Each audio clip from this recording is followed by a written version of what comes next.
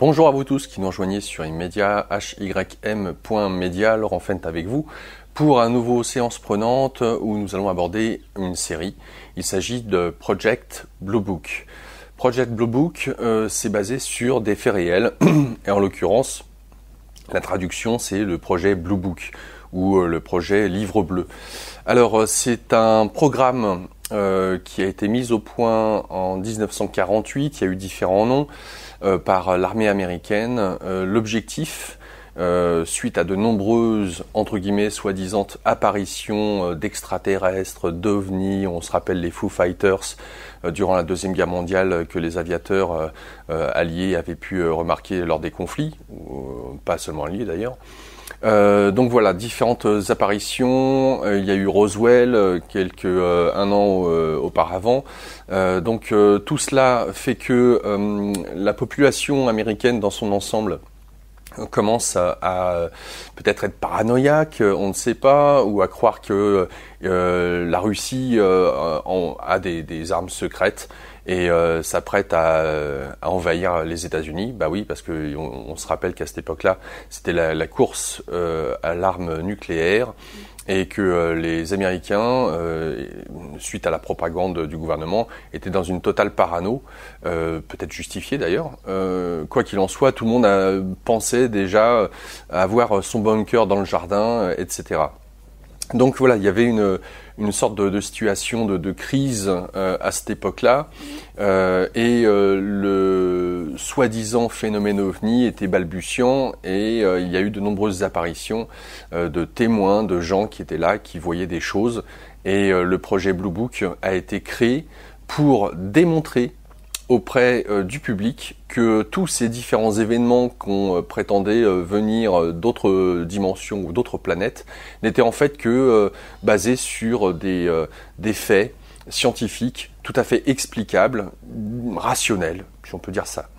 Alors, qu'est-ce qui s'est passé ? Eh bien, le gouvernement américain a fait appel à un astrophysicien, un universitaire extrêmement brillant. Il s'agit d'Alan Hynek. Alan Hynek, donc, qui est un universitaire dans l'université à Chicago. Et lorsqu'il a cette proposition du gouvernement de faire partie de ce projet Blue Book, eh bien, il est un peu hésitant, mais bon, c'est intéressant, et on lui demande clairement, voilà, de trouver des faits tangibles pour expliquer d'une manière scientifique auprès du public que toutes ces soi-disant apparitions ne sont en fait que des explications rationnelles, ballons météo et autres événements qui pourraient être tout à fait expliqués scientifiquement. Ce qui est très intéressant dans cette série, c'est qu'on retrouve l'acteur qui a pu jouer dans Game of Thrones, dont je ne me rappelle plus le nom, mais c'est pas ça l'essentiel, qui joue extrêmement bien. Enfin, moi, j'apprécie beaucoup cet acteur. Et c'est surtout le contexte de cette série, parce que déjà d'une part, alors bien entendu cette série est basée sur des faits réels, des documents déclassifiés de la CIA.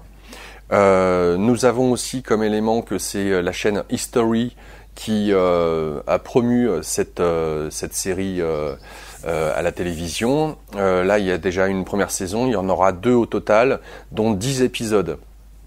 Ce que je trouve aussi intéressant, c'est que le phénomène ufologique étant un peu encore une fois en France et un peu partout peut-être dans le monde encore la risée de ceux qui n'y croient pas, etc. Alan Hynek, c'est un véritable génie.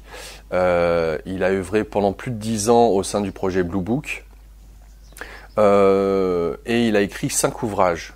Il a été, on va dire, celui qui a beaucoup inspiré en tant que mentor Jacques Vallée, l'astrophysicien, ainsi que Claude Power, qui a créé le GEPAN en France, et c'est grâce au GEPAN qu'il y a eu le rapport Cometa qui a été écrit et rendu public. Voilà, donc qui met en perspective que comment est-ce que je pourrais dire ça ?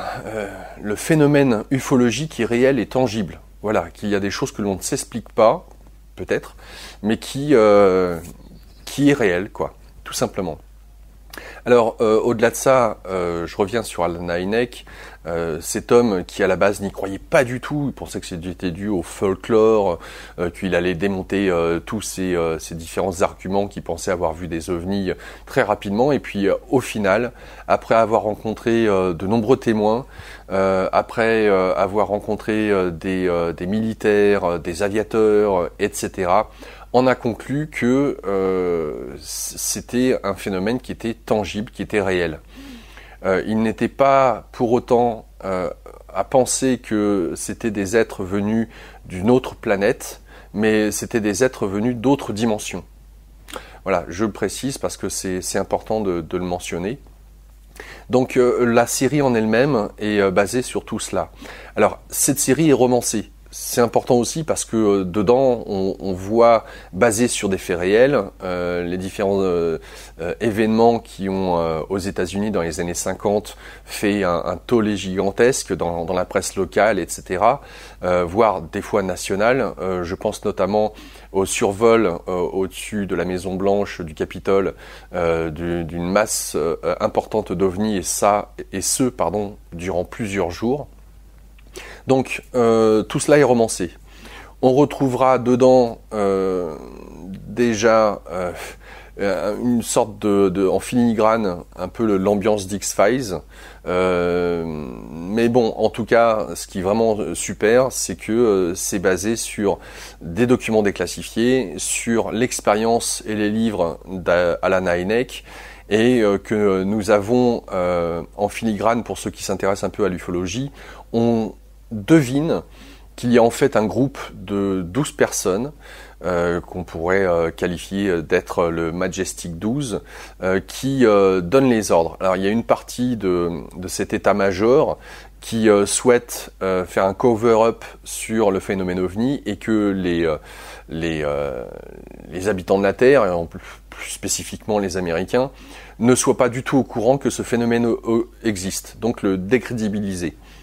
Deuxièmement, on y voit de la rétro-ingénierie dans cette série, avec notamment comme chantre de cette rétro-ingénierie, eh bien, celui qui s'est penché durant la Deuxième Guerre mondiale sur les V2, Van Braun, qui par la suite, avec le projet Paperclip, a été mis à la tête de la NASA. Et c'est grâce, entre guillemets, à lui que nous avons pu aller sur la Lune, si tant est que vous y croyez ou non.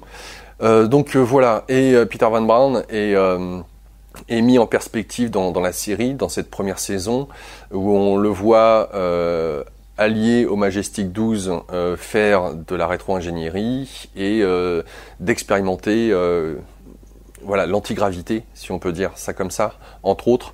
Bref, je vous passe les détails. Alors le Majestic 12, pour ceux et celles qui ne connaissent pas, c'est un groupe informel de 12 personnes, dont des militaires haut gradés, des hommes d'État.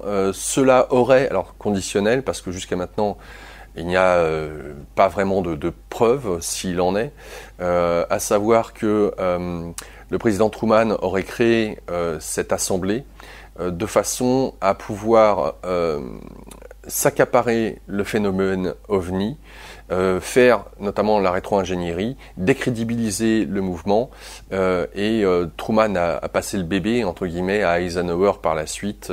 Voilà. Donc, est-ce que Majestic 12 a réellement existé ou non ? Lorsque on regarde les documents déclassifiés, il y a 2 documents qui ont été... alors, vous savez, c'est surligné en noir, hein. Donc il y a plus grand chose, si je puis dire. Et puis de surcroît, ça a été, après une enquête de la CIA, ça a été décrédibilisé, hein, comme quoi cela n'aura jamais vraiment existé. Donc il y en a qui y croient, il y en a qui y croient pas. Majestic 12, est-ce que ça a été réel ou pas? Enfin bref, il y a d'autres sources, il y a des bouquins qui ont été faits dessus, écrits, et qui auraient tendance à montrer que ça a été tout à fait réel. Donc Alan Hynek, c'est le père de l'ufologie. Si aujourd'hui nous avons tous ces sujets de recherche sur le phénomène, eh bien c'est grâce à lui en partie, puisque comme vous le savez, il a lancé Jacques Vallée sur ce phénomène-là, Et le sérieux et le génie d'Alan Hynek fait que c'est quelqu'un de très crédible pour aborder le phénomène des ovnis ou des extraterrestres, voilà, s'il en est. Donc, super série, ambiance géniale. N'oubliez pas, c'est romancé, je tiens à le préciser quand même, basé sur des faits réels. Voilà, donc moi je me suis régalé, j'attends la deuxième saison avec impatience, on va voir ce qu'il en est. En tout cas, je vous souhaite un bon visionnage et je vous dis à la prochaine. Au revoir.